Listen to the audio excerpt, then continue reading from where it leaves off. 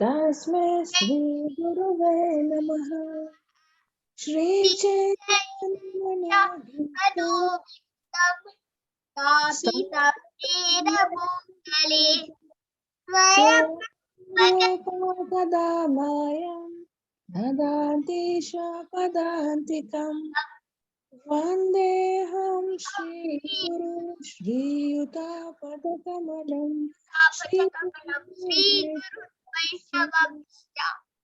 श्रीरूपं साग्रजातं सागनारगणवितं तं सजीवं साद्वैतं सावधूतं परिजनसहितं कृष्णचैतन्यदेवं श्री राधे कृष्ण हे कृष्ण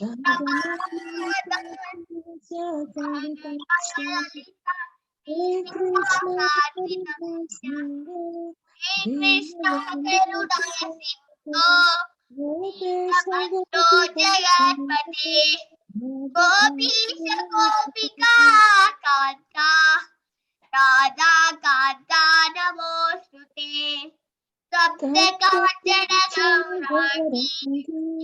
राधे रामणेश्वरी वृषभानुस्तुते प्रणमामि हरिप्रिये पंचकल्पतरुभ्यश्च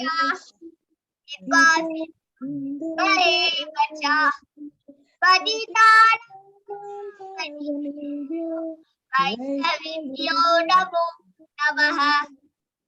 जय श्री कृष्ण चैतन्य प्रभु नित्यानंद श्री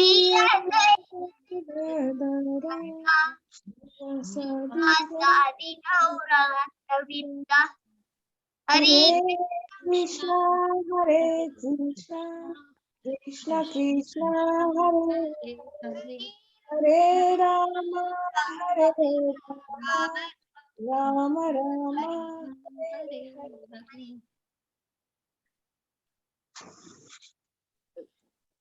ओम नमो भगवते वासुदेवाय।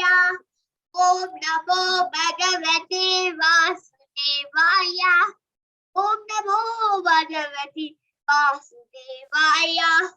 नारायणं नमस्कृत्य नरं चैव नरोत्तमं देवीं सरस्वतीं व्यासं ततो जयमुदीरयेत्। भद्रेषु अष्टप्रायेष्वभद्रेषु नित्यं भागवत सेवया भगवत्य उत्तमश्लोकी भक्तिर्भवती नैष्टिकी। हरे Krishna. Hare Krishna. Thank you very much, Shashri. Hare Krishna, Prabhuji. Danvat Pranam. Please accept our humble obeisances from everybody in this group who have joined and are about to join, Prabhuji. Prabhuji, we are reading the Srimad Bhagavatam. We are on Canto 1, Chapter 2, which is the Divinity and Divine Service. Prabhuji, today we are on text 10. Prabhuji, should we read the Sanskrit translation and purport and then hand over to you? How would you like? Yes, Mataji, yeah, we can do it that way, yeah. So, Shashwin, will you be able to read the text 10 and then Soni Mataji, if you can read the translation and purport after that? Hare Krishna. Okay, Mataji. Hare Krishna. Kamasya nendriya लभो जीवेत ययत्वता निवस्यत्वजिज्ञासा अर्थो यस्येह सर्वपि। हरे Krishna. Hare Krishna. Translation by Srila Prabhupada. Srila Prabhupada ki jai. Life's desires should never be directed towards sense gratification. One should desire only a healthy life or self-preservation since a human being is meant for inquiry about the absolute truth. Nothing else should be the goal of one's work. Purport. The completely bewildered material civilization is wrongly directed towards the fulfillment of desires in sense gratification. In such civilization, in all spheres of life, the ultimate end is sense gratification. In politics, social service, altruism, philanthropy, and ultimately in religion or even in salvation, the very same tint of sense gratification is ever increasingly predominant. In the political field, the leaders of men fight with one another to fulfill their personal sense gratification. The voters adore the so-called leaders only when they promise sense gratification. As soon as the voters are dissatisfied in their own sense satisfaction, they dethrone the leaders. The leaders must always disappoint the voters by not satisfying their senses. The same is applicable in all other fields. No one is serious about the problems of life. Even those who are on the path of salvation desire to become one with the absolute truth and desire to commit spiritual suicide for sense gratification. But the Bhagavatam says that one should not live for sense gratification. One should satisfy the senses only in so much as required for self-preservation and not for sense gratification, because the body is made of senses, which also require a certain amount of satisfaction. There are regulative directions for satisfaction of such senses. But the senses are not meant for unrestricted enjoyment. For example, marriage or the combination of a man and a woman with a woman is necessary for progeny, but it is not meant for sense enjoyment. In the absence of voluntary restraint, there is propaganda for family planning, but foolish men do not know that family planning is automatically executed as soon as there is such after the absolute truth.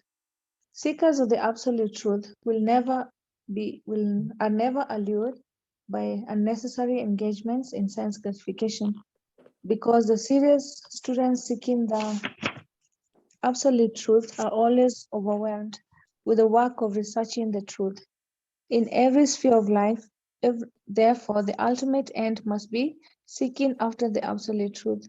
And that sort of engagement will make one happy, because he will be less engaged in varieties of sense gratification. And what that absolute truth is explained as follows. Hare Krishna. Hare Krishna. Thank you so much, Soni Mataji. Thank you so much, Kartika Mataji, and thank you so much, Shashwin Prabhu. Please accept my humble obeisances. All glories to Srila Prabhupada. So thank you everyone who's on the call today. Kamasya Nendriya Pratir Labo Jitvada Yavata Jivasya Tattva Gignasa Tata Yasya Karma Vihi. Just to repeat, life's desires should never be directed towards sense gratification. One should desire only a healthy life or self-preservation, since a human being is meant for inquiry about the absolute truth. Nothing else should be the goal of one's works. So much to say on this wonderful verse. I'll try and share a few thoughts. So a big theme for me, a few topics which came to mind when reading this verse is understanding, first of all, why we came to Krishna consciousness. So what was the initial reason? Now we can see every single person on this call has been attracted to Krishna in some way. There's a reason why we're on this call. There's a reason why we took to bhakti. There's a reason why we practice Krishna consciousness. So I wanted to kind of open that up a little bit.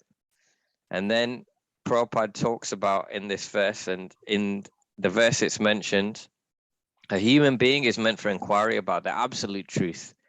So how can we may all have different reasons for coming to Krishna consciousness, but how can we almost upgrade our reason to the wanting to find out the absolute truth. And then I want to talk a little bit about my experiences of a couple of ways in which we can perhaps upgrade our consciousness and upgrade to thinking about the absolute truth. One is this concept of getting the higher taste. So everyone on this call is getting some form of higher taste. There's so many things you could be doing on a Monday evening. I'm sure, especially those of you over in Eldoret, it's quite late now, and you could be getting ready for bed, watching TV, but instead you're here discussing Srimad Bhagavatam, which means that you all have some form of higher taste. So I wanted to talk a little bit about this concept of higher taste, particularly in relation to the holy name. And then finally, I wanted to talk about rendering service as well as another means to achieving this higher taste and achieving this, upgrading our reason to think of the absolute truth. So in the Bhagavad Gita, as you're all very familiar with, Krishna actually gives 4 reasons for why people come and render service unto him and come to Krishna consciousness. Can anyone remember any of those reasons? Yes, Mataji. One of the reason is when you are in distress. Yes, thank you very much, Mataji. Yeah, that I'm sure that's many people in Kali Yuga. Actually, the greatest percentage of people in Kali Yuga is because of distress. Can anyone remember any of the others? I'll give you a clue. One of them is in this verse. Inquisitive. Yeah. Inquisitive, yes, Prabhu, thank you. Wanting economic progress. Yes, thank you, Prabhu. Brilliant. So we've got them all, and the final one is the Jnani, seeking the absolute truth. So yes, we've got them all there. So you all have got fantastic memories, unlike myself. So and can remember this from the Bhagavad Gita. So this is described in the Bhagavad Gita in the 7th chapter, 16th verse. Chaturvida bhajante mam. Chaturvida, 4 kinds who render service mam unto me. Jnana sukritanarjana, of those who are pious. Arto gignasur artarti. Gignasur, the inquisitive, as Avinash Prabhuji mentioned. Artarti, one who desires material gain.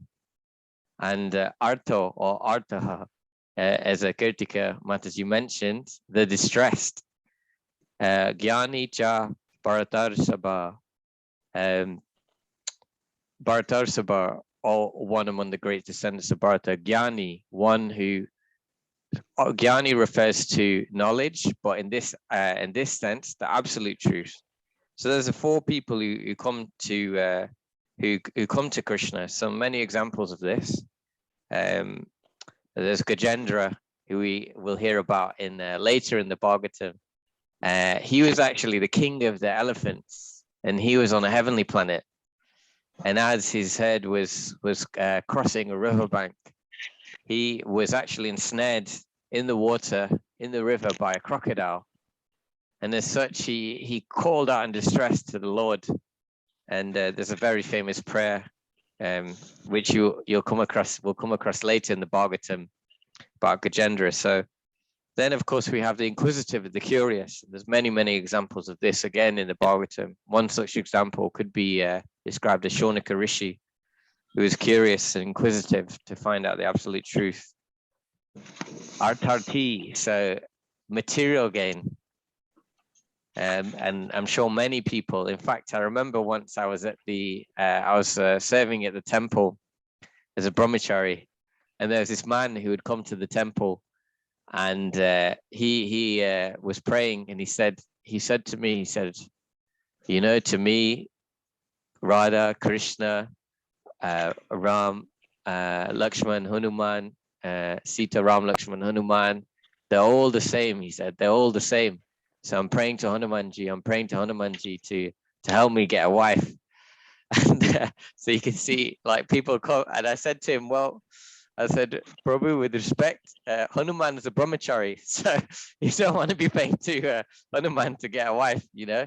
But as you can see, many people, they come for different reasons to the Lord, and none so more in this age of Kali than distress. So I'd like to say for myself, perhaps it was a mix of all of them. I was definitely in some distress. I was disillusioned with the material world.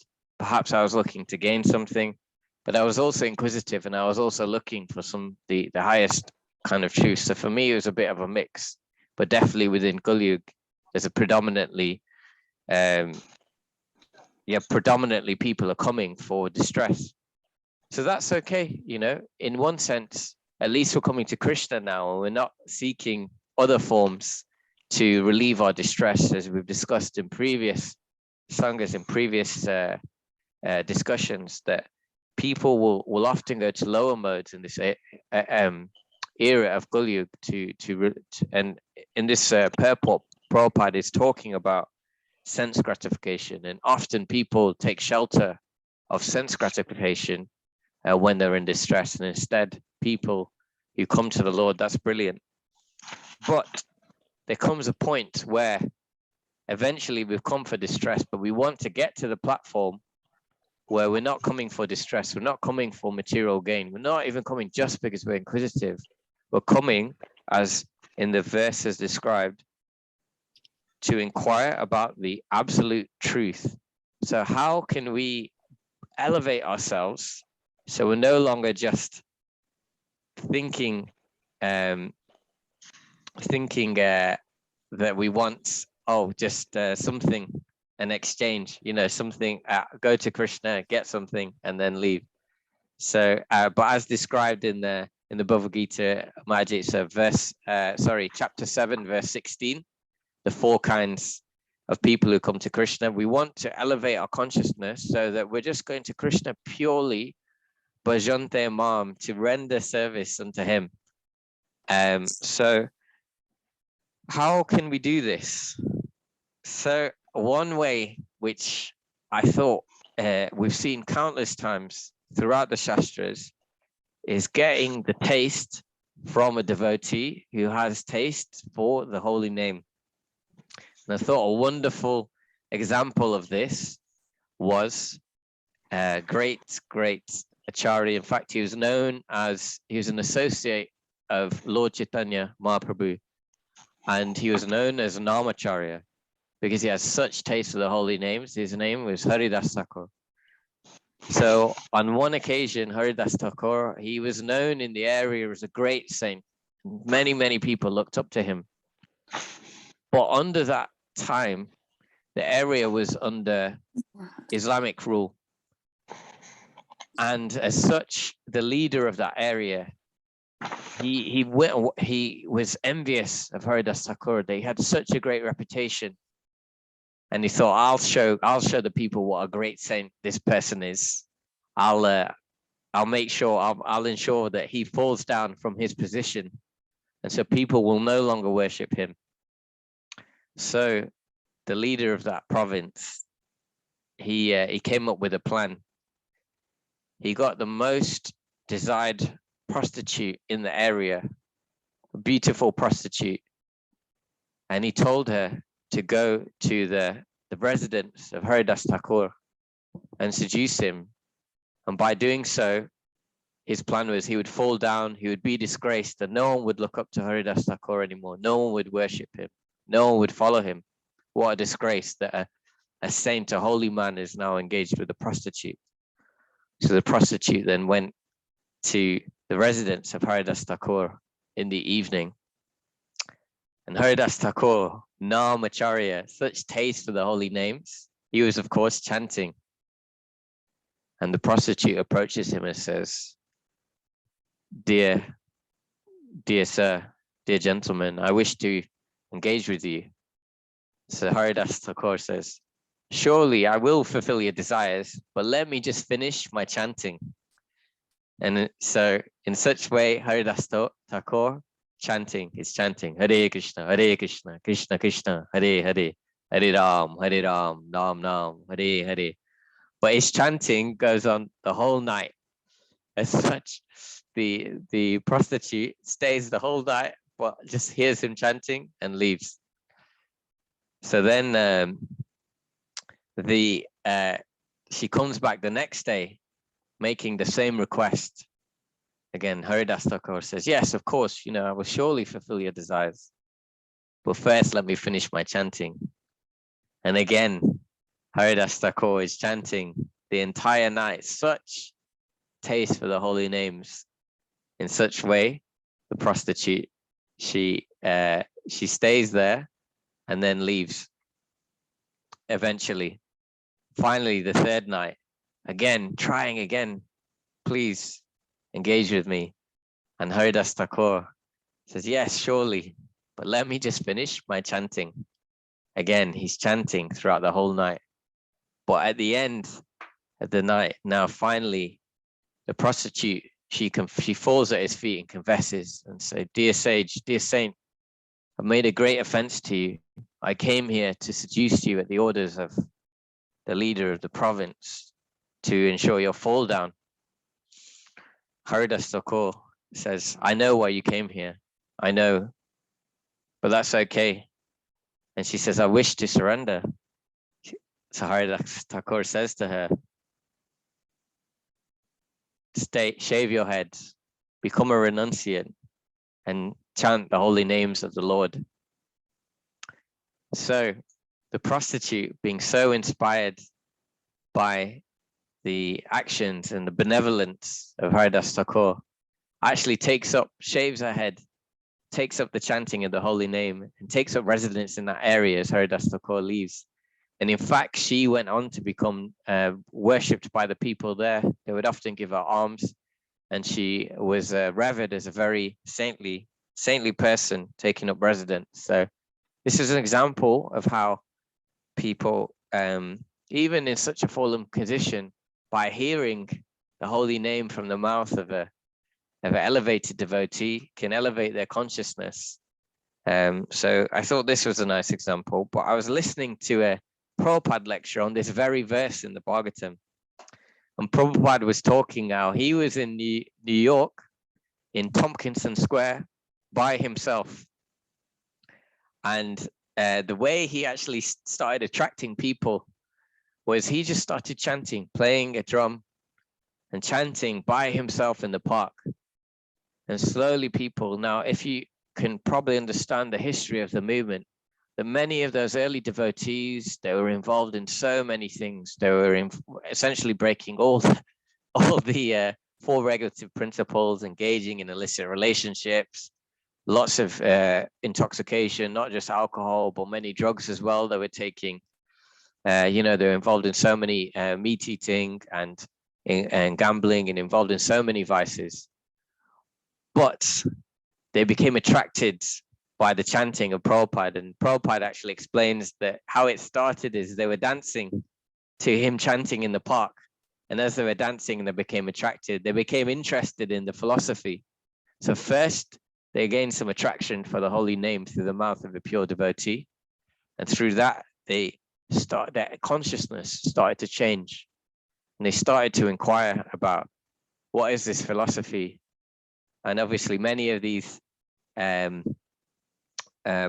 devotees who first came ended up becoming very, very famous devotees within the movement of ISKCON. So, and he also explains in that lecture, and very appropriately so, given who I'm speaking to, is that Prabhupada was actually on his way to Nairobi from London. And as he was on his way to Nairobi, they stopped off in Athens in Greece. And they were only there for about 35 minutes. But so they started chanting, Hare Krishna, Krishna Krishna, Hare Hare, Hare Ram, Nam Nam, Hare Hare. And within 35 minutes, many, many people are also chanting with them. So here we can see that actually Prabhupada explains that the Krishna consciousness is actually dormant within us. It's described that the soul is described as Satchit Ananda Vigraha, Satchit Ananda, eternal, full of knowledge and full of bliss. But it's just covered. It's covered by many, many layers of conditioning, the dirt of conditioning. And so by hearing the holy names And by practice of Krishna consciousness, this covering can slowly be removed. I remember when I was quite new in Krishna consciousness, and I'm quite philosophically inclined. So I like to ask questions, I like to study, I like to read. But I wasn't so much into this, kirtan and singing. And I thought, I don't have a very nice voice. I have quite a deep voice, but someone, a devotee, they said, no, just come to the kirtan. And I was very new at that point and I felt a bit embarrassed, but I would just come. So I'd come and because I was embarrassed of my own voice, and I didn't want anyone to hear my voice, I would just sit there and I'd sit in the kirtan and just listen to the devotees chanting the holy names of the Lord, singing very nicely. But then there's one occasion where a very famous kirtanier, Madhava Prabhu, very amazing kirtanier, such taste for the holy names, he had come.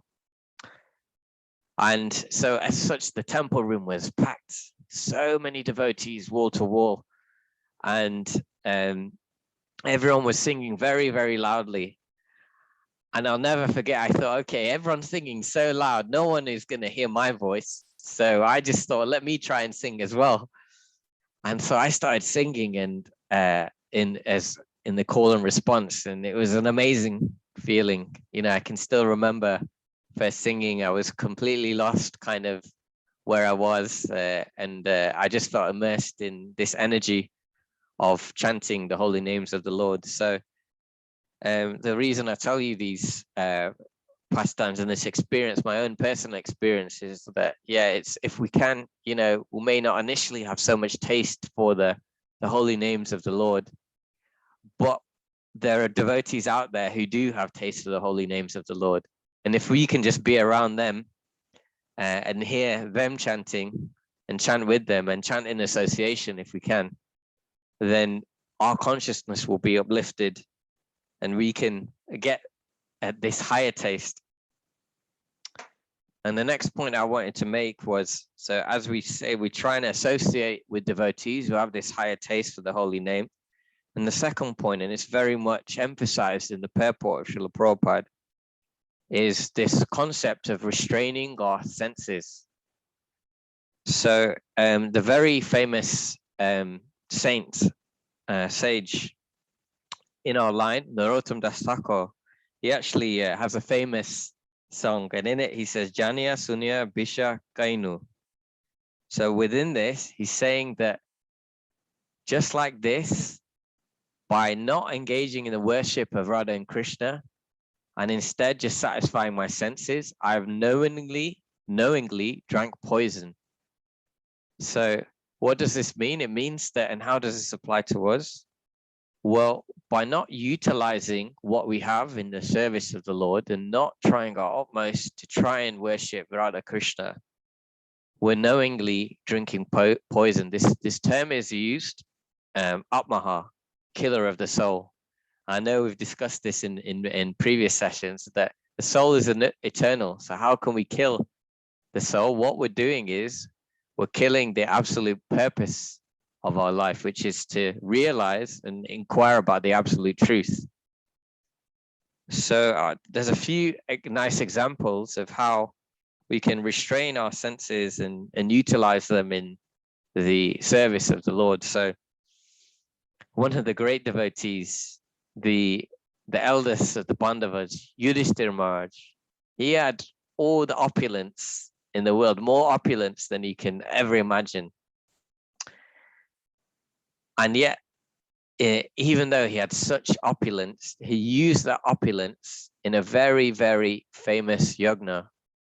It was called the Ashvamedha yagna, the Ashvamedha sacrifice. And it's such that he first of all arranged for a huge hall, bigger than you can ever, if you've ever been to a large community hall or functional hall, just imagine maybe 100 times larger than that, further than the eye could see. And he filled this hall with so many opulences, so many jewels, so many golds, and engaged so many Brahmins to do a huge sacrifice for Krishna. But then we compare that to today's age.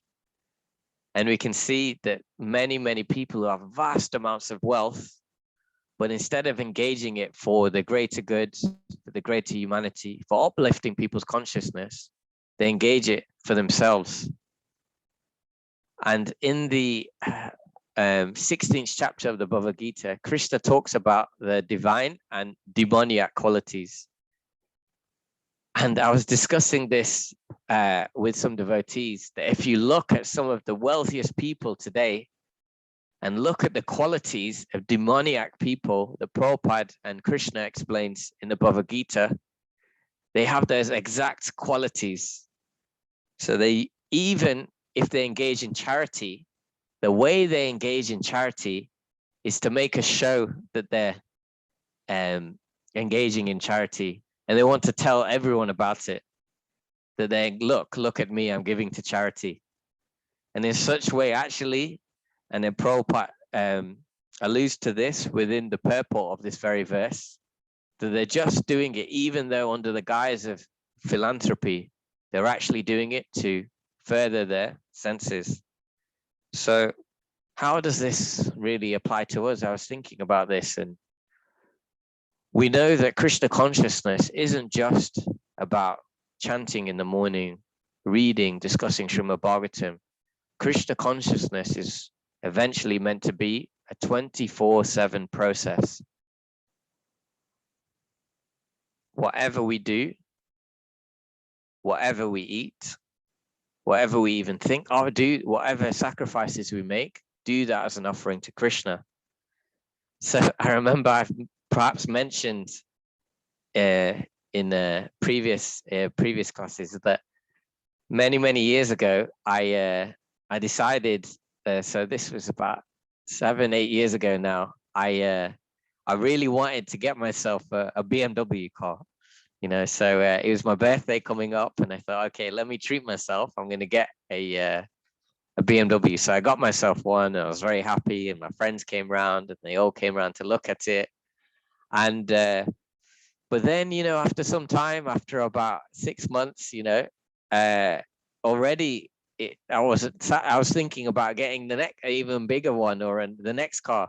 And as we can see here, the senses, they're never really satisfied, you know.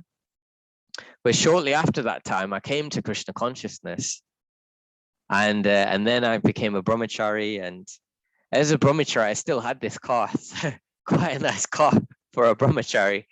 But what I did was, sometimes I felt a little bit embarrassed, because initially I thought, oh, devotees are meant to live a simple life. Maybe I should sell the car, get something more simple. And, you know, but then actually, whatever we have, we can use that in the service of Krishna. And so as I had this car, I thought, okay, great. I ended up doing so much driving for devotees using that car. And in fact, I have to say to people, if that car was alive, it would be a pure devotee, because it's had so many amazing Maharajas and senior devotees sit in it. And in this way, actually, I felt so much better utilizing what I had in the service of devotees. So it's okay if you have a nice house, call around devotees and engage and utilize it in the service of the Lord. You know, there was a nice little quote which I saw from someone, which was, it said, when bhakti enters food, it becomes prasad. When bhakti enters travel, it becomes a parikram. And when bhakti enters a house, it becomes a temple, and so on and so forth. So whatever we have within our lives, we can utilize that in the service of the Lord. And through that, we can elevate our consciousness, and it becomes purified. And there's a big theme throughout this verse, which is the concept of restraining one's senses and not engaging too much, not endeavoring too hard for our senses. And this is actually explained nicely within the Isha Upanishad. So within the Isha Upanishad, the very second verse actually in the Isha Upanishad, it said, Ishavasya idam sarvam yatkincha jagatyav jagat tena tyaktuyena pujinta magara kasyasvadanam. everything inanimate or inanimate that is within the universe is controlled and owned by the Lord. One should only accept, therefore, those things necessary for himself, which are his set aside quota. And one should not accept other things, knowing well to whom they belong. So everything essentially is coming from Krishna, belongs to Krishna. And yeah, we're trying to squeeze out things, so many things for ourselves, and engage in and utilize these things in our senses to satisfy our senses, which are never satisfied. Man is born of unlimited desires, Bhishma Dev says, and these can never be satisfied. But the way we can purify our senses and elevate our consciousness is by utilizing what we have in the service of the Lord. And this brings me to my final point, in which we can become purified. So we talked about, think about why we first came to Krishna consciousness, what brought us here in the first place. Think about how we can get this. One way perhaps we can elevate ourselves, elevate our consciousness to really be seeking the absolute truth, is by associating with devotees and who got a taste for the holy name. We can utilize what we have in the service of the Lord. And finally, the last point is rendering service to the devotees. So an amazing devotee who appears throughout the Bhagavatam is Narad Muni. Now, Narad Muni was the son of a maidservant, but he was blessed as such that many sages would visit his home as a child, and so he would serve these sages, and he would listen to them speak about the glories of the Lord. And he had heard that actually, if you eat the remnants of the holy persons, that you will also get purified. And so he actually asked these holy men if he could eat their remnants, of which, of course, they obliged him. And through this way, through serving these holy men, through eating their remnants, he became purified. So why is it important to render service, and how does that look like for us? Well, I remember many years ago, I got the opportunity to serve an amazing devotee, someone I take great inspiration from, and he's been very, very kind and merciful to me. His Holiness Chandramauli Swami, a disciple of Prabhupada. And if you ever get a chance to listen to his lectures, I would highly recommend. So through the mercy, I got the mercy. I was actually in ashram in India, Radhanath Maharaj's ashram, serving there, and I got the opportunity to serve Chandramauli Swami. So I brought him his prasad, and then he asked me to clean his room before I left, and he said, "Oh, you don't need to get a broom. Just use your hand and get rid of the main bits of dirt or whatever." So I was on the floor there cleaning and just, picking up little bits of dust from his room and throwing it away. But I'm a bit of a perfectionist, so I was trying to get every single bit of dirt, from the room. And Chandramauli Maharaj, he said to me, "You can stop now. The more you clean, the more dust you'll find." And then so I said to Maharaj, I said, "Yes, Maharaj, just like my character, Maharaj." At which point he laughed, and he said to me, he said, "Keep cleaning. It's a process." So in such a way, what we'll find is that when we render service to devotees, when we render service to the temple, there's this process which is described, Lord Chaitanya describes as Cheto Marjanam, the cleansing of the heart. Now, I've definitely experienced this in my life, is that just like when you first come to a room, it may appear clean, but as you get under the cracks, and as you lift up bits of furniture, as you go underneath the curtains and you start cleaning, more dust will come up, more dust, and you'll see more dust, and you'll think, "Oh wow, where did all this dust come? The room looked cleaner before than it did now." In the same way as we engage in this process and render service to devotees, we'll start to realize things about ourselves. The dust will start to come up. And we may think, I was better before I came to Krishna consciousness than now. Now all these things, all these bad qualities, I can start to see these bad qualities in myself. But no, those qualities, and I'm speaking to myself here, were always there. It's just now we've started cleaning, they've started to come up. And the way we can clean, as we said, is the chanting of the holy names of the Lord, of discussing, of trying to get this higher taste, of restraining our senses, and of rendering service to the devotees. And through doing this, finally, Prabhupada would say that as you're cleaning the temple, I remember once I was cleaning the temple floor, and every time I'd gather on one occasion, every time I'd gather a big pile of dust ready to put it in, on one occasion, someone would walk past and walk straight through it. And at this moment, I started getting angry, you know. I was like, oh, this is so, frustrating. And I could see that, it was showing me, Krishna was showing me I needed to develop a lot more tolerance and humility.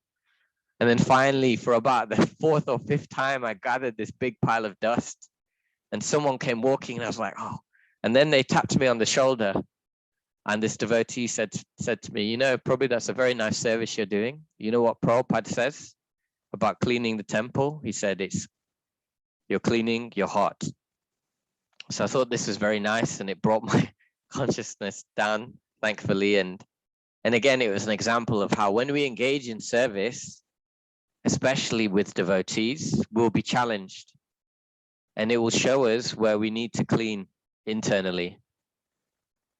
And by doing this cleansing process internally, we can slowly but surely elevate our consciousness and focus on utilizing this form of life with what it was meant for, which comes back to this brilliant verse and the meaning of Jigvyasya Tattva Jignasa, which is the goal, the purpose of human life, which is meant for inquiry about the absolute truth.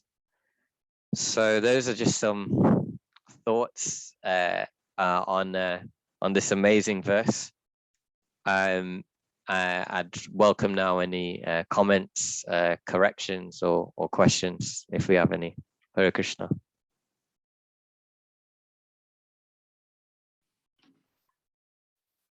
Hare Krishna, thank you very much, Prabhuji, for that wonderful sharing various experiences. It makes us feel a little more at base when you share such experiences, so that we don't feel that, oh yeah, even I felt like that.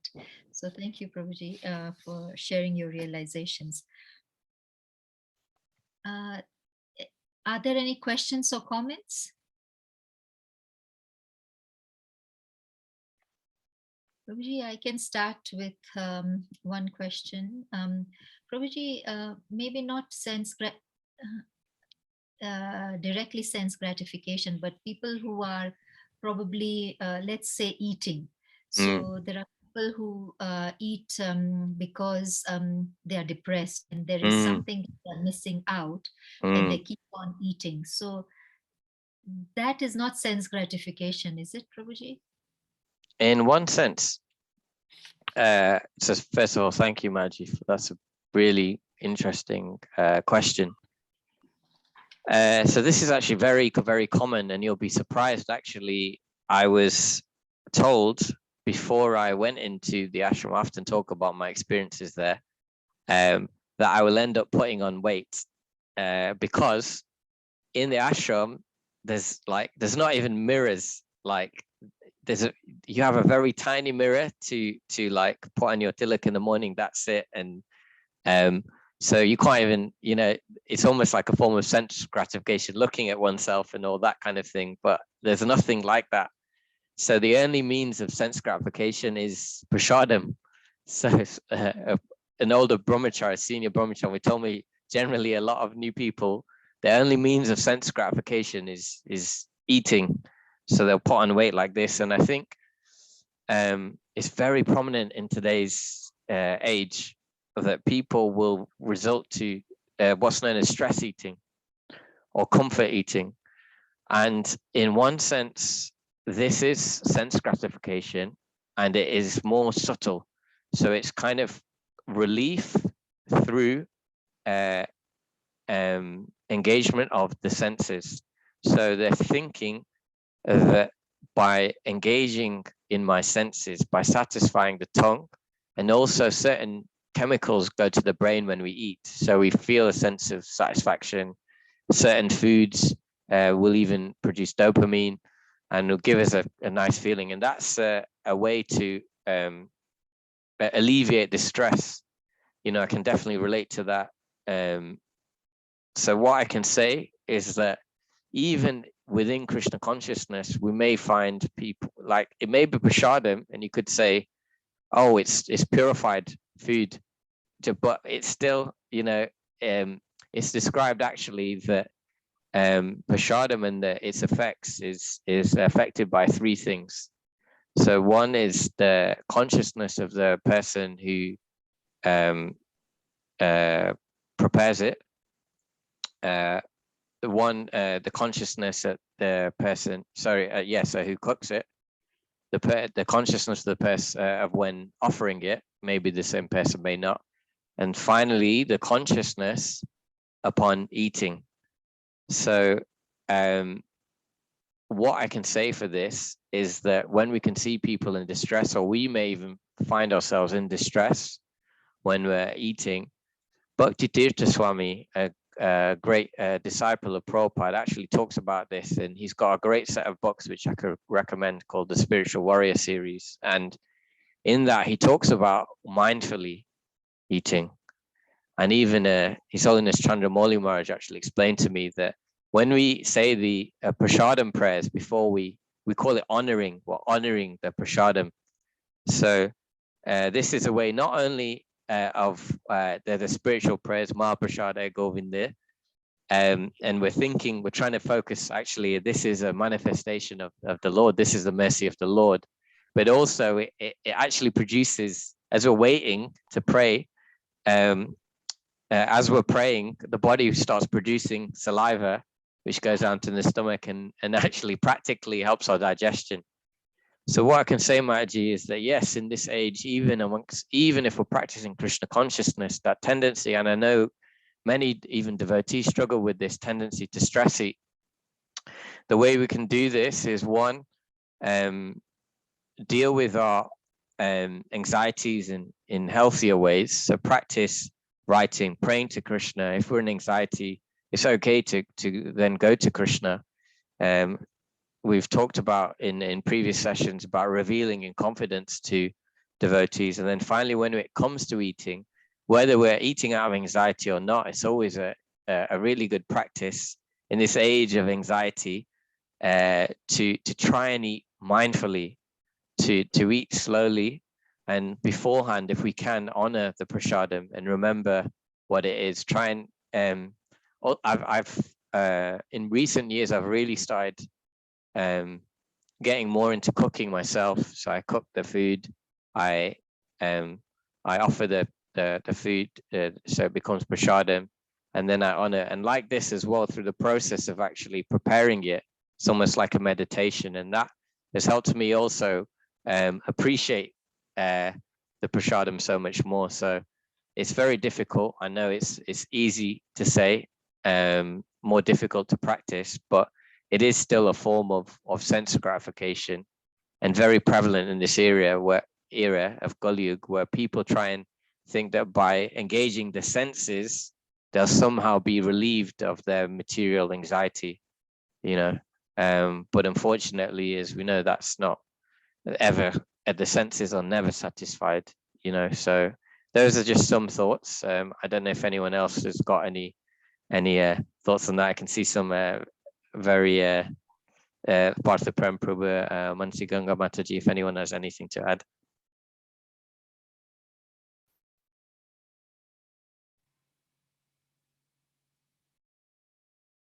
Hare Krishna, I think They are very satisfied with your answers. Are there any other question or comment from the group? Hare Krishna Prabhu. Hare Krishna, Prabhu. I had this, I was thinking about this pastime of Narada Muni and he eating the remnants of the food eaten by the Vaishnavas. So that process looks a very simple process, serving the Vaishnavas and then eating the remnants. And then he got such an exalted position of become the highest level of a devotee. Yes. So I also see in ISKCON, when Maharaj comes and when senior devotees comes, devotees tend to rush there and then collect whatever Mahaprasad they could collect, and then they want to grab a piece of it at least to get the mercy. So on a practical note, when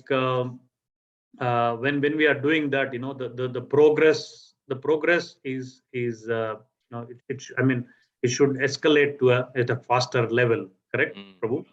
That's what more often you do that, or the more chance you get and the more often you do that, the more faster the progress you get it. That's what it means, Prabhu. Just a thought on that. Yes, Prabhu. Thank you so much, Arya Govinda Prabhu, for the amazing point. So taking the remnants devotees, or even just if we can, just access to taking prasadam at home and even in the temple. There's so many amazing examples of how. I remember I have some members of my family who I desperately, I want them to take to Krishna consciousness, but it's often said that one can't preach to one's own family, especially if they're older to me, and they'll think, I've known you since you were in your nappies and now you're telling me what to do, so but the way we can preach is, one, through our character, but two, devotees often say, give them prasad, give them Mahaprasad. And actually I have a friend, he's actually speaking at Antaranga Prabhu, amazing devotee. And he's originally from Bulgaria, so he will go home every now and again to see his family. And like this, he can't, it's not advised really for one to preach to one's elders. You should preach through your character and Mahaprasad. So each time he would go home, he would bring Mahaprasad from the temple for his family. And then amazingly, his father is now chanting 16 rounds, worshipping the deities. And in fact, sometimes he was telling me that if he gets up late, his father will look at him and then he will say 14. And then he will say 14 what? And he said, while you were sleeping, I've already chanted 14 rounds. So like this, amazing. So yes, thank you so much, Prabhu.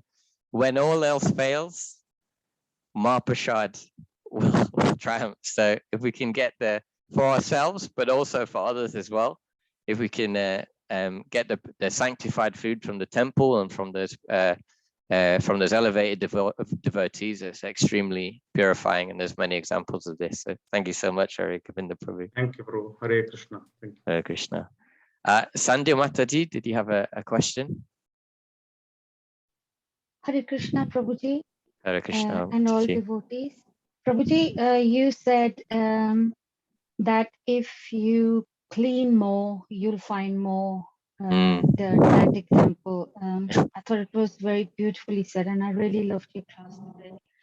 Prabhuji, do you or do devotees start avoiding, let's say, those corners or those situations where they know that more of the dirt would be found, or they don't, or where the worst would come out? Do you avoid those situations, or have you kind of trying to master those areas where the worst in you would come out? Hare Krishna. Wow, what a deep and wonderful question, Sandhya Mataji. And yes, so just so to clarify my understanding, as we know, we talked about this cleansing process, cleansing of the heart, but there's certain situations where we know that the worst of us is going to come out. And so do we avoid those situations, or do we engage in them more so that they so that we can cleanse? But then the worst of us may come out. We may get angry, upset, and things like that, because certain things will tend to be a trigger for us. So my answer to that question is really seeking guidance and understanding oneself. So, and let me explain in this way. In my own experience, definitely, I think on the one hand, it's so important to engage in service, as I mentioned, service at the temple, because as we interact with devotees, there will be sometimes some our anarthas will become revealed through association with devotees and through engaging in service at the temple. But then as we see them coming up, we have to find a balance between becoming purified and committing offenses, and understanding ourselves. So if we know that when I associate with these particular people, even if they're devotees, then I'm going to start saying bad things or becoming upset. And so then in that instance, perhaps it's important to then see if you can find a different association, or just limit. And as I've spoken about in previous sessions, there was an occasion where I was in a situation where, there was this, I had a conflict, and I would engage whenever this person's name was mentioned. I would just start committing offenses and saying bad things, and that was up for me to reflect. So I think it's very individual. Bhaktisiddhanta Maharaj, whose appearance day it was the other day, said, he actually says associate with not just devotees. He takes it one step further and says like-minded devotees. So people who think in the same way. It's okay to sometimes think differently. It's important to find devotees who we take inspiration from, who we relish the association from, those who we enjoy discussing with.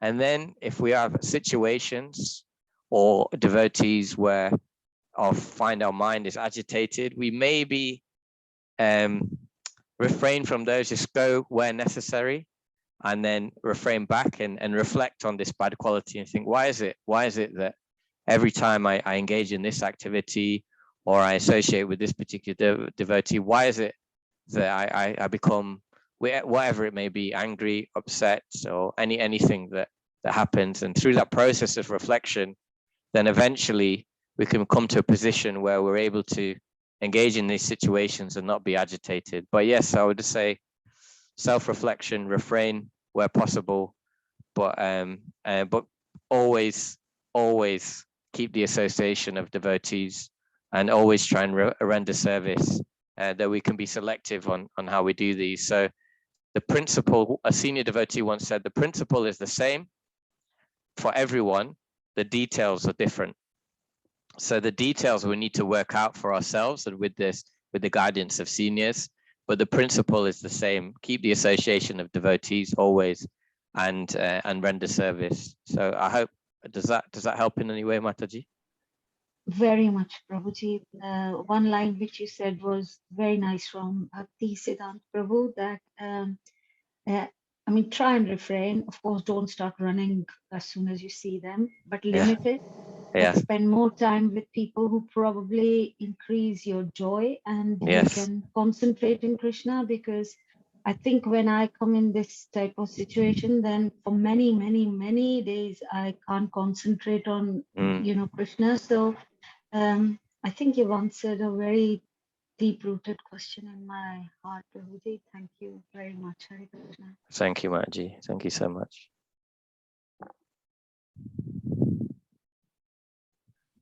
Thank you. Are there any other questions or comments? Hare Krishna Prabhu, in continuation of that answer, there is a saying in Hindi that sang ka rang to lag jayega. Yes, probably. Thank you so much. Could you explain a little bit further about this wonderful saying? Like if you are associating with a drunkard, for a long period of time, eventually you will become a drunkard. And if you are associating with devotees, eventually you will become a devotee. Yes, Prabhu. Yes, exactly. So we Thank can't you. hope to. Thank you so much, Prabhu. We can't hope to advance by ourselves. It's only through the mercy of the devotees that we're essentially just holding on to their coattails, and through their association, we'll be able to advance in Krishna consciousness. Yes. Sure. Thank you very much for that. We have just one more minute left. I'll hand over to Path Prabhuji. Path Prabhuji, Hare Krishna. Is it possible for you to close the session? Hare Krishna. Thank you very much, Prabhuji. Very nice class. Also, today's verse is very nice. The text is very nice. Also, this is like 6, 7, 8, 9, 10. All are very important verses. And here it is learning about what is the main important religion or duty of a human being. Like it is Jivasya Tattva Jigyasa. As if a living being supposed to be inquisitive about the real thing. It's not like the mundane things, where I engage my money, to whom I live, to what I'm supposed to do. But he's supposed to inquisitive what is the real goal. Like in the text number also 8, like Nautpadati Yadimrati, Shrama eva hi kevalam. If we have no develop our taste towards God, then our whole life is waste. There is no value of our life. Thank you very much, Prabhuji. It's a good class, and it is the teaching about we are not supposed to be diverted our aim towards the mundane things, towards the material things. We're supposed to be think, or we're supposed to be inquisitive about the God and our self-realization. Thank you, Prabhuji. Hare Krishna. Also, thanks all the devotees who joined here. I request all the devotees, please unmute yourself and chant Hare Krishna mantra for glorification of His Grace Kamal Panchal. Prabhuji, please join. Hare Krishna, Hare Krishna, Krishna, Hare Hare Krishna, Krishna, Krishna, Hare Krishna, Hare Hare Hare, Hare, Hare Rama, Hare Hare Rama, Rama, Rama Rama Rama, Rama, Hare Hare Hare. Hare. Wonderful. Panchakalpatarubhyascha, कल्पतरुभ्यश्च कृपा सिन्धुभ्य एव च Patinduveva पतितानां Patitanam पावनेभ्यो Pavanebhyo वैष्णवेभ्यो Vaishnavebhyo नमो Namo नमः Namaha. Srila Prabhupada Prabhupada ki jai, Jai. Grace Kamal Panchal Prabhu ki jai. ki jai, हरे Krishna Hare Bol. Hare Krishna. Prabhuji, Hare Krishna.